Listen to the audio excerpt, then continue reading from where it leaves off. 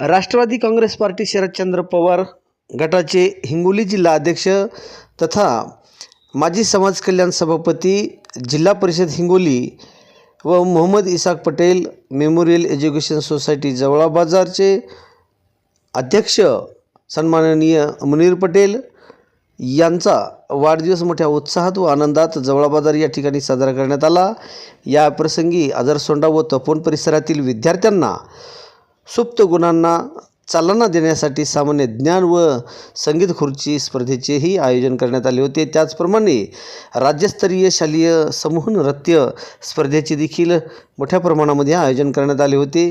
शालेय विद्यार्थ्यांच्या अंगी असलेल्या सुप्त गुणांचा विकास व्हावा, त्यांच्या कलेला चालना मिळावी, तसेच गुणी विद्यार्थ्यांचे स्नेहमिलन व्हावे या उद्देशाने भव्य राज्यस्तरीय शालेय नृत्य स्पर्धेचे आयोजनही करण्यात आले होते, असे आयोजकांनी बोलताना सांगितले। याचप्रमाणे व्हॉलीबॉलचे खुले सामन्याचे आयोजनही करण्यात आले होते। त्याचप्रमाणे Mohammad Isaq Patel memorial education society Jawala Bazar या शैक्षणिक संस्थेच्या दिनदर्शिकेचे प्रकाशन देखील यावेळी करण्यात आले होते।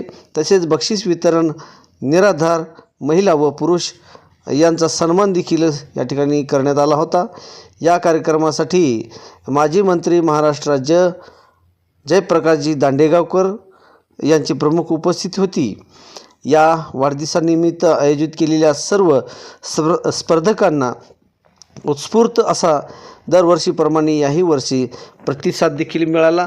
सर्वांना प्रमाणपत्र देखील सन्मान करून देण्यात आले। यावेळी प्रथम, द्वितीय, तृतीय पारितोषिक देखील करण्यात आले। यावेळी ते बोलताना काय म्हणाले पाहूया। दरवर्षी माझ्या वाढदिवसानिमित्त MIP शिक्षण संस्थेच्या अंतर्गत जितक्या काही शाळा आहेत त्या शाळेमध्ये वाढदिवस माझं केलं जातंय।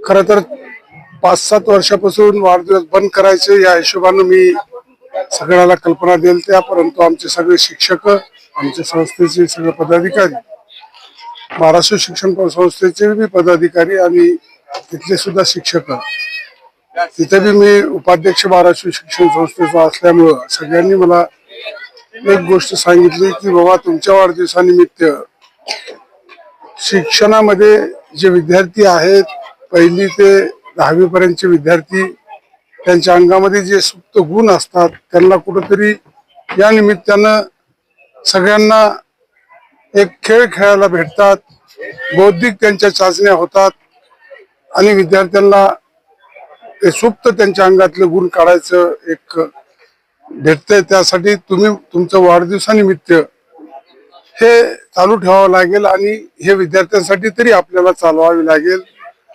तर मी फक्त तुम्ही बघितलं असेल की सामाजिक आणि शैक्षणिक कामासाठीच वाढदिवस हे साजरा करत असतो। गेल्या वेळेस सुद्धा मी सामाजिक म्हणजेच जे शेतकरी आहेत, जे स्वतःच्या जीवावर 5-6 एकरवर पूर्ण वर्ष काढतात आणि स्वतः शेतात मेहनत करतात, अशांचा सत्कार मी गेल्या वेळेस ठेवला होता। अनेक असे उपक्रम गेल्या वेळेस ठेवले होते आणि शैक्षणिक क्षेत्रातले सुद्धा उपक्रम गेल्या वेळेस ठेवले होते।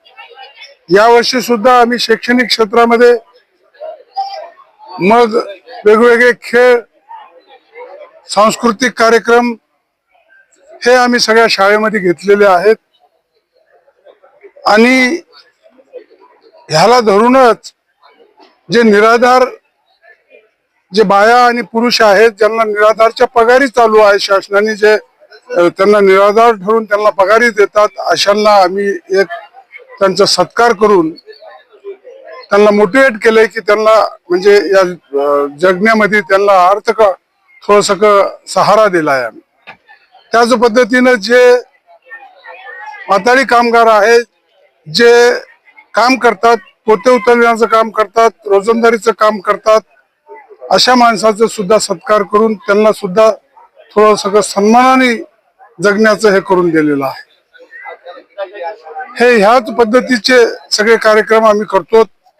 शिक्षण क्षेत्रामधील काम करत असताना तुम्ही बघितलं असेल वाढदिवसाचे, मी राजकीय माणूस असल्यामुळे फार जागी मला या वाढदिवसाच्या सत्काराला बोलवलं होतं, परंतु मी ते नाकारले।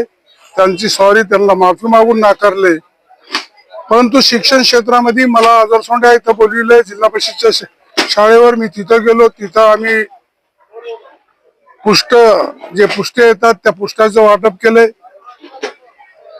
जे वर्षभरचं जे आम्ही कॅलेंडर काढतो ते कॅलेंडरचं वाटप केलंय. आणि बसण्यासाठी जे गावोगावी देवस्थानाच्या जागी सार्वजनिक ठिकाणी जागी जे म्हातारे माणसं बसतात तिथं बसण्यासाठी एक साधन आम्ही करून दिलेले. ह्या पद्धतीचं मग आजरसोंडा असो, तपोन असो, जोळा बाजार असो, या पद्धतीच आम्ही केलंय. आणि आज जे परीक्षा घेतल्या गेलेल्या आहेत ते सगळे जिल्हा परिषदच्या शाळा असोत की खाजगी शाळा असोत, सगळ्या शाळेमध्ये परीक्षा घेऊन आज इथं सर्व विद्यार्थ्यांना जे पहिलं, दुसरं, तिसरं प्रत्येक जागी आले त्यांना बक्षीसचं काम केलंय. आणि ह्याच पद्धतीचं सर्व आम्ही वाढदिवसानिमित्त काम हे शैक्षणिक क्षेत्रात जे आहेत तेच करत असतो. म्हणून यापुढे सुद्धा आम्ही शैक्षणिक क्षेत्रामधलंच काम करणार आहोत वाढदिवसाच्या निमित्त. आणि तसंच आम्ही 5-7 वर्षापासून करत आलेलो आहोत. पुढे सुद्धा असंच करू आणि शैक्षणिक क्षेत्र आणि सामाजिक क्षेत्रामध्येच काम करू.